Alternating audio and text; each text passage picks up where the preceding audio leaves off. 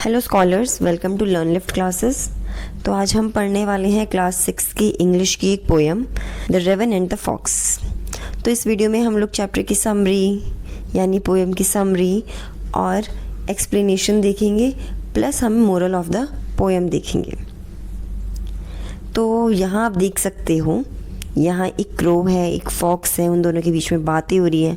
फिर एक खाने का छोटा सा टुकड़ा है क्रो के पास, फिर यहाँ फॉक्स हंस रही है, फिर क्रो भी, और क्रो एकदम शॉक हो जाता है, वहाँ खाना गिर जाता है। तो ये सब चीज़ें हम लोग इस पोएम में पढ़ने वाले हैं। सो हम कैरेक्टर्स देख लेते हैं। फर्स्ट कैरेक्टर है हमारा रेवन, जो कि एक क्रो है, एंड सेकेंड है हमारी रिनार्ड, जो कि एक फॉक्स है। तो पोएम पढ़ने से पहले हम लोग कुछ वर्ड्स के मीनिंग देख लेते हैं। जैसे फर्स्ट वर्ड है हमारा पर्च्ड। पर्च्ड मतलब सिटिंग और resting on a branch. Limb, a branch of a tree, कोई भी ट्री की कोई ब्रांच, उसको हम बोलते हैं लिम्ब। थर्ड है हमारा मॉजल। मॉजल मतलब एक खाने का छोटा सा टुकड़ा। फोर्थ है हमारा वुड। वुड यानी कोई लकड़ी नहीं, यहाँ पर वुड से रिलेटेड है फॉरेस्ट। फिफ्थ है हमारा क्रॉक। क्रॉक मतलब the rough harsh sound made by a raven और क्रो। तो यहाँ जो क्रो की वॉइस है, तो यहाँ वो बहुत ज़्यादा रफ होती है, तो उसको क्रॉक कहा गया।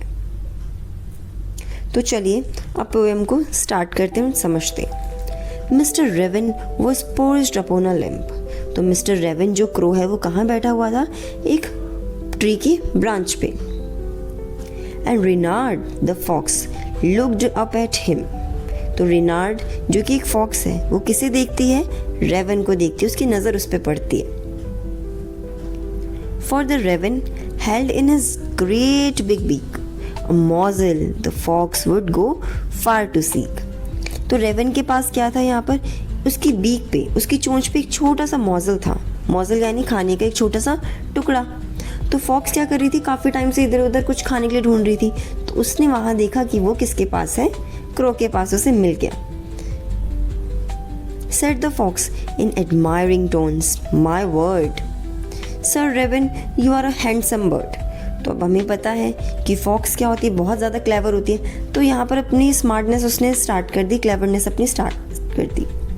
तो यहाँ वो बोलती है रेवन को बहुत एडमायरिंग टोन्स में, my word sir raven you are a handsome bird. अब यहाँ क्या है, उसने रेवन को बोला कि सर आप तो बहुत ज़्यादा हैंडसम हो। तो यहाँ वो क्या कर रही है? अपनी एडमायरिंग टोन से उसकी फॉल्स प्रेज कर रही है। सच feathers, if you would only sing, the birds of these woods would call you king. Wow, कितने अच्छे feathers हैं। अब यहाँ पर क्या कर रही है? उसको अपनी बातों में लेके आ रही है रेवन को कि वाओ कितने अच्छे आपके पंख हैं, feathers हैं। If you would sing, अगर आप गाओगे तो इस जंगल के जितने भी birds हैं तो वो आपको किंग कहेंगे। The raven, who did not see the joke, forgot that his voice was just a croak. तो यहाँ रेवन क्या है? उसको दिखता नहीं है वो जोक, क्योंकि दिखेगा कैसे? वो उसकी अपनी बातों में फंसा लेती है fox.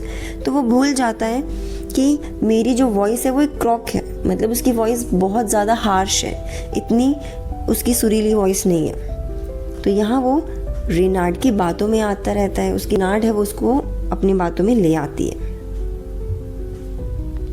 He opened his beak in his foolish pride. तो अब क्या करता है? उसकी बातों में आके रेवन अपनी बीक को खोलता है।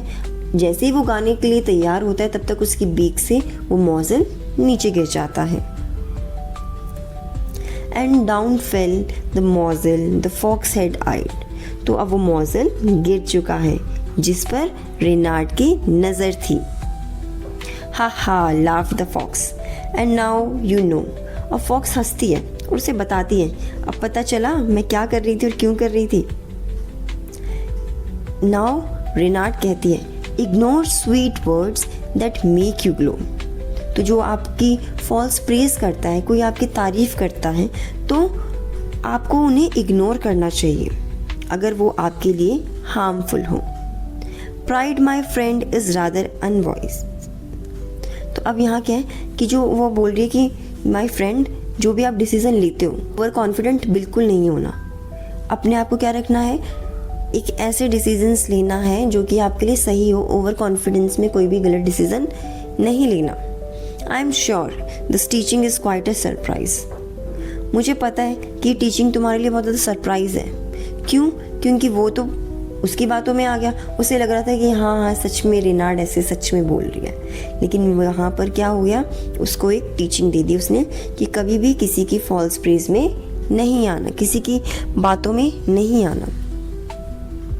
नाउ आपने देखा होगा इस पोएम में क्या हो रहा है, रेवन और रेनार्ड दोनों में क्या हुआ, दोनों की बातें हुई, फिर कैसे रेवन ने अपना मॉजल गिरा दिया वो रेनार्ड की बातों में आके। तो चलिए अब हम मोरल ऑफ द पोएम पढ़ लेते हैं। नेवर ट्रस्ट फॉल्स प्रेज, कभी भी फॉल्स प्रेज पे ट्रस्ट नहीं करना चाहिए। अगर आपकी कोई झूठी तारीफ कर रहा है तो उस पर ट्रस्ट मत करो। डोंट बी प्राउड और ओवर कॉन्फिडेंट, कभी भी ओवर कॉन्फिडेंट मत हो, और अपने ऊपर प्राउड करो लेकिन एकदम ओवर कॉन्फिडेंट नहीं होके। Always think wisely before taking any decision, जब भी आप कोई डिसीजन ले रहे हो तो हमेशा सोच समझ के डिसीजन लो। Scholars, thank you so much. अगर आपको वीडियो समझ में आई होगी, आपको पोएम समझ में आई होगी तो please like, comment and share कीजिए। बाय बाय, थैंक यू, मिलते हैं नेक्स्ट वीडियो में।